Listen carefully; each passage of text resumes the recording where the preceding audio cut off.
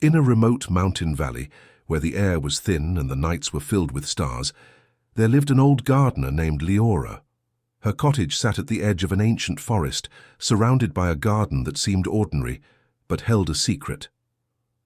Every dawn, Leora would walk her garden with a small pouch of tiny, smooth seeds. She would kneel, press a seed into the earth and speak softly to it, yet nothing ever sprouted. The villagers thought her eccentric.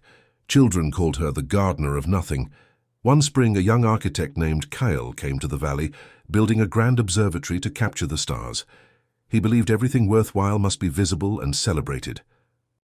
Kyle asked, half amused and half impatient, "What are you planting?" Leora replied without looking up, "Seeds."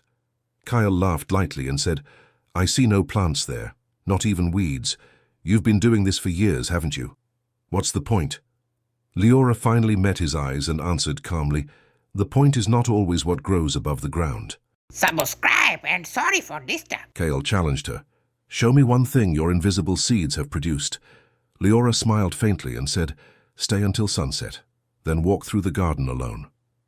As he walked the garden at sunset, buried memories rose unbidden, the warmth of childhood, laughter of friends, quiet pride in his father's eyes. He felt a sudden ache in his chest. Kyle said, his voice thick with emotion, "Those were not my memories. They were mine." Leora replied gently, "They were yours. The seeds I plant are moments, what small acts of patience, kindness, attention, wonder.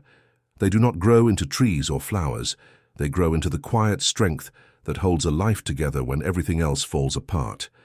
You felt them tonight because you finally stopped long enough to listen." Kale stayed longer than planned.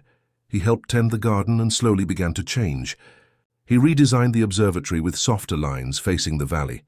Years later, people came from afar, not just for the stars, but for the unexplained peace they felt there. Kale, now grey-haired, lived in Leora's old cottage. For the first time, he felt truly rooted, not by achievement, but by presence. Every dawn, he walked the garden with silent seeds. Though nothing grew above the ground, it remained the most alive place in the valley. The most important things we plant, kindness, presence, wonder, are the invisible roots that give life true depth and meaning. Thanks for watching and subscribe for more.